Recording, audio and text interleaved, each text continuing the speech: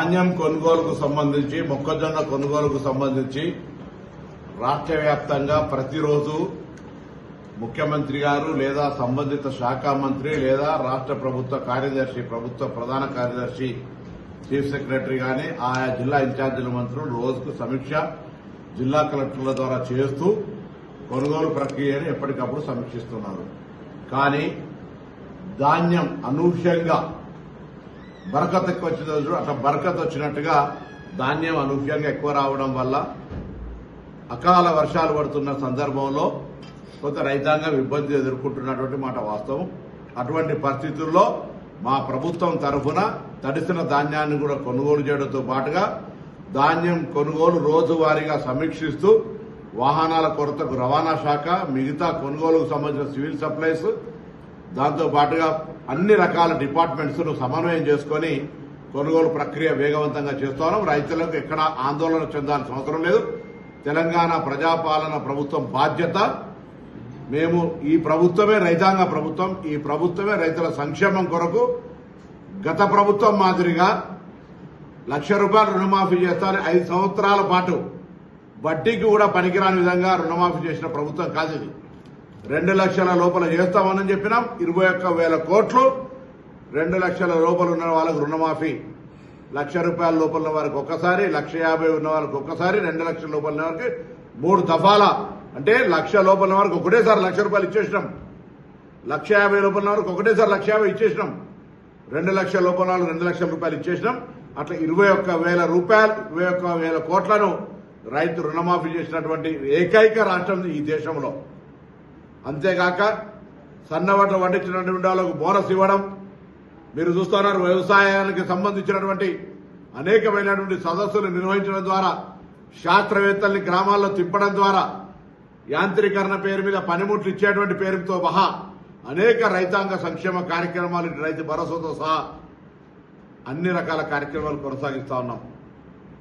పాపం ఎక్కడ కోల్పోయాక అటు శాసనసభలో ఓడిపోయిన తర్వాత, పార్లమెంట్ ఎన్నికల్లో గుండు సున్నా వచ్చిన తర్వాత, ఉప ఎన్నికల్లో ఓడిపోతూ, సర్పంచ్ ఎన్నికల్లో, మున్సిపల్ ఎన్నికల్లో ఓటమి తర్వాత నైరాశ్యంలో ఉన్నటువంటి పార్టీని నడిపేయలేక సతమతమైతూ కుటుంబ కలహాల్లో, ఇంటి కలహాల్లో మునిగి తేలాడుతున్నటువంటి టీఆర్ఎస్ పార్టీ నాయకత్వం రాహుల్ గాంధీ గారినో రేవంత్ రెడ్డి గారినో తిట్టడం వల్ల మేము గొప్ప నాయకులను చూపెట్టుకునే ప్రయత్నం చేస్తున్నారు. రాజకీయాల్లో విమర్శలు, ప్రతి విమర్శలు సహజం, కానీ సహేతుకంగా ఉండాలి. అగ్ర నాయకులను తిడితే, రాహుల్ గాంధీ గారు విమర్శిస్తే మీకేదో ఖ్యాతి దొరుకుతుంది అనుకుంటే అది దురదృష్టకరం, అది దుర్మార్గం. ఈ భాష మంచిది కాదు, తీవ్రంగా ఖండిస్తా ఉన్నాం.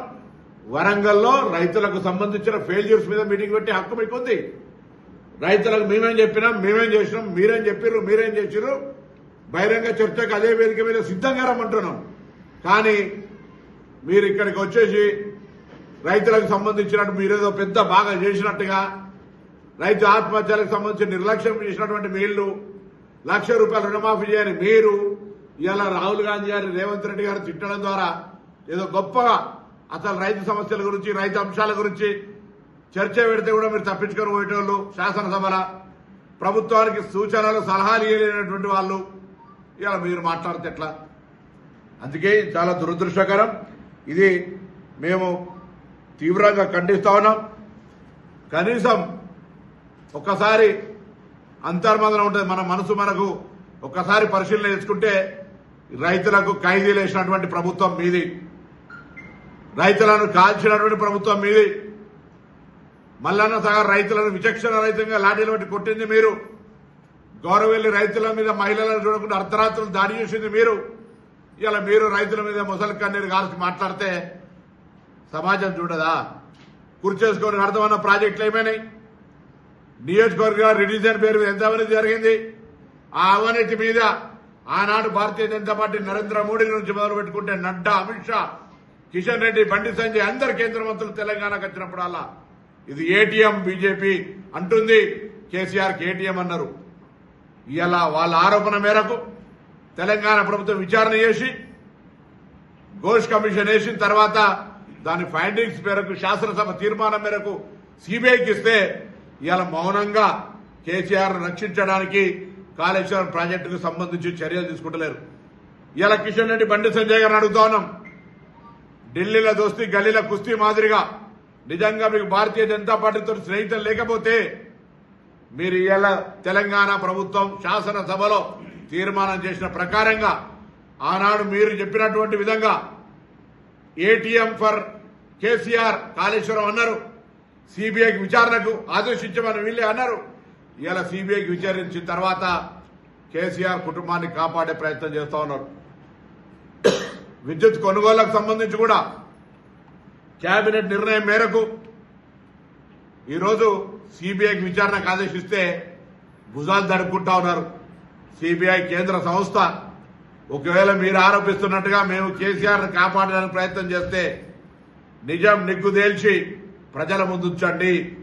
దోషి రక్షించడానికి ప్రభుత్వం ప్రయత్నం చేస్తే దాన్ని తెలంగాణ ప్రజల ముందు తేటతెల్లం చేయండి. దోషి అయితే కేసీఆర్ శిక్షించండి. అధికారం సిబిఐగా మీకుంది.